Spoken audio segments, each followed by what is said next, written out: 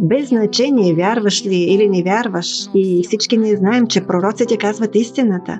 Пророците донасят истината в този свят и те носят истината за това как да достигнем до щастието. И точно те ни казваха, че ако искаме да бъдем щастливи, ако всеки мечтае за щастие, то трябва да се погрижим за това хората около нас също да бъдат щастливи. Невъзможно е да бъдеш щастлив без да се грижиш за хората около себе си, без да се научиш да обичаш хората около себе си. Невъзможно е.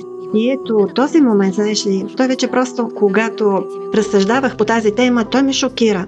Тоест, ние вече не си вярваме един на друг, не вярваме на пророците и при това казваме, че сме вярващи.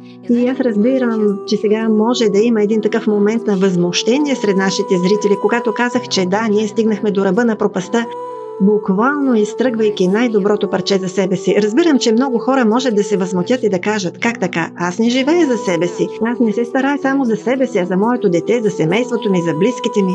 Но всъщност това пак е за себе си, Ето какво ни даде това, че всеки се грижи само за своето дете. Лишихме от бъдеще нашите деца в буквалния смисъл на думата. Не говорим за някакво прекрасно или перспективно бъдеще. Не, въпросът не е в това. Ние изобщо отнехме бъдещето на децата си, защото се оказахме на ръба на унищожението.